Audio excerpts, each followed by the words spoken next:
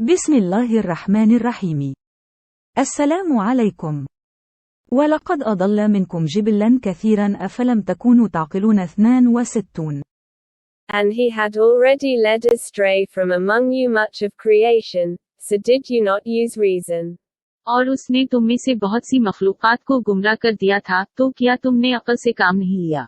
हो सकता है मैं अपने नुक्ता नज़र में गलत हूँ क्योंकि मैं इंसान हूँ और शैतान हमारा खिला दुश्मन है, लेकिन मैं उसके मुताबिक बात कर रही हूँ जो अल्लाह ताला ने मुझे कुरान व हदीस के ज़रिए से सोचने और समझने की ताकत दी है। अल्हम्दुलिल्लाह। अल्लाह ताला हमेशा कहते हैं कि अपने दीन को टुकड़े टुकड़े ना करो क्योंकि ये अल्लाह ताला का दीन है और ये दीन हम सब का है क्योंकि हम अल्लाह के सेक्रेटरी हैं। तो ज़रा सोचें कि हम अल्लाह ताला के लिए कितने ख़ास हैं। अल्हम्दुलिल्लाह। हमारा दीन किसी बड़े आलम या किसी कारी या किसी मौलवी के लिए नहीं है बल्कि हम सब का है। ये दीन हर मुसलमान के लिए है, चाहे वो मर्द हो, औरत हो, बच्चा हो या बालिग हो। लेकिन हमारी तरबियत वैसे नहीं हुई जिस तरह होनी चाहिए थी। इन्ना लिल्लाह व इन्ना इलैहि राजिऊन। क्योंकि शैतान के साथियों ने मुसलमानों को गुमराह करने में कोई कसर नहीं छोड़ी। आज के दौर में हमारी तरबियत सिर्फ अल्लाह ताला, रसूल अल्लाह सल्लल्लाहु अलैहि वसल्लम और खलफाए राशिदीन ही कर सकते हैं। लेकिन यह बात ये होती है कि क्या हमारा ये मज़हब सिर्फ एक जमात का था या 73 फ़िरक़ों का है। तो यहाँ पर एक बहुत बड़ी गलत फहमी जो आज मुसलमानों में पाई जाती है वो ये है कि मुसलमान ये समझता है कि 73 फ़िरक़े बनने थे और इनमें से एक जमात जन्नत में जाएगी, जबकि अल्लाह सुब्हाना व तआला कुरान पाक में फरमाते हैं कि फ़तक़त्तअू अम्र मा बैन मिन ज़ुबुरन कुल्लु हिज़्बिन बिमा लदैहिम फ़रिहून। तो आपने उनको गिरोहों में तकसीम कर दिया, हर एक जमात इस पर खुश हो रही है जो उनके पास है।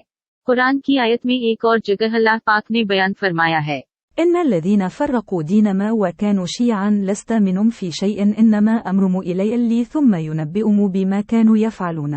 बेशक जिन लोगों ने अपने दीन को टुकड़े टुकड़े कर दिया और फिरके बिन गए उनके पास तुम्हारा कुछ नहीं है, उनका मामला खुदा के पास चला गया और फिर हम इन्हें बता देंगे कि वो क्या कर रहे थे और वो ऐसा ही करेंगे। अल्लाह अकबर में फरमाते हैं कि अल्लाह की राह में एक जमात हमेशा हक पर रहेगी और वो जमात वो होगी जो फ़िरक़ों में नहीं बुट्टी होगी, जिसने अपने दीन को टुकड़ों में नहीं बांटा होगा बल्कि हमेशा अल्लाह और रसूल अल्लाह की इताअत करेगी और हमेशा हक और सच का साथ देंगे। अल्लाह अकबर इंशाअल्लाह ताला।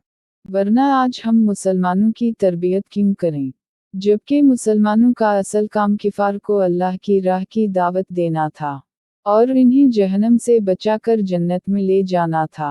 लेकिन बड़े दुख और दर्द की बात है कि आज मुसलमान दूसरे मुसलमानों के खिलाफ हो गए हैं और इन्हें जहन्नमी कहते हैं।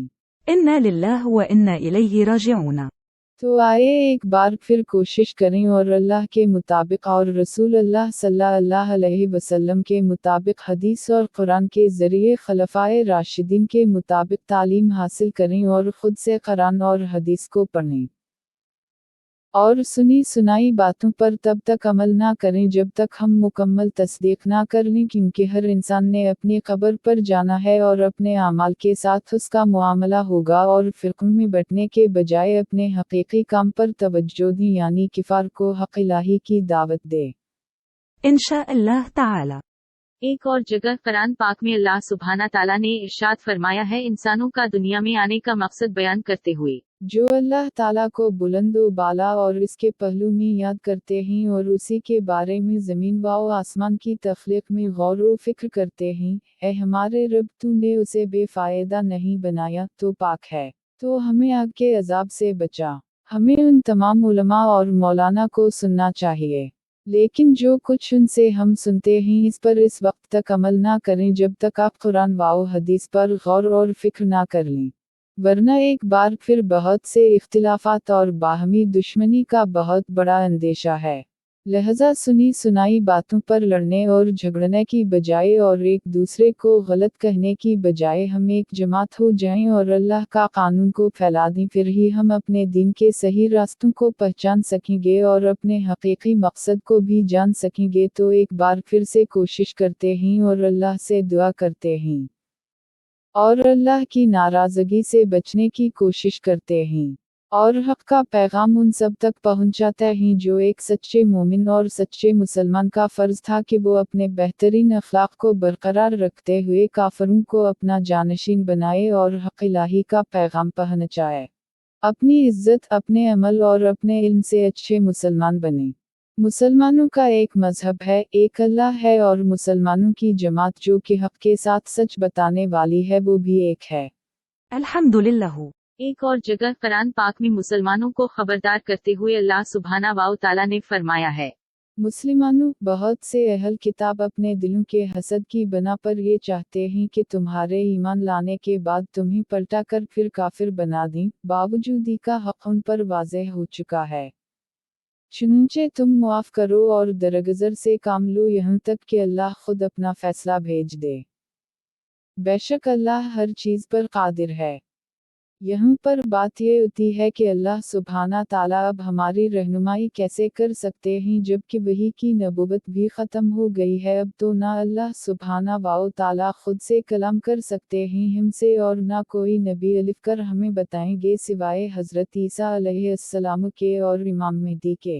तो आज हम किस तरह अल्लाह को पुकारें ताकि वो हमारी रहनुमाई कर दे। या अल्लाह का हक हम तक पहुँच जाए। क्या अल्लाह हमारा उस्ताद बन सकता है? या अल्लाह हमें खुद से गाइड कर सकते हैं? क्या अल्लाह हमारी पुकार सुनता है?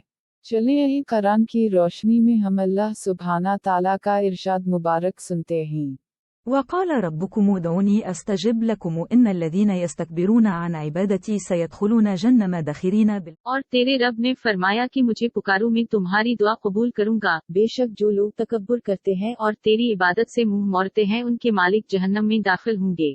एक और जगह कुरान पाक में अल्लाह सुब्हाना ताला ने फरमाया है कि वो किस तरह हमारा बेहतरीन उस्ताद है और वही है मोमिनों और मुसलमानों के लिए जो काफ़ी है। और अगर हमने अल्लाह के सिवा दूसरे सरदारों या दूसरे लोगों को पुकारा और सिर्फ उन पर ही भरोसा किया और कुरान की तालीमात को हासिल ना किया तो हमारा क्या अंजाम होगा। बेशक हमारा बेहतरीन उस्ताद अल्लाह है, बेशक वो दुआएं कबूल करता है, बेशक वो हमारी पुकार सुनता है और बेशक वो हमारी रहनुमाई भी कर सकता है। चलें यही कुरान पाक की रोशनी में हम इस बात का जायजा लेते हैं।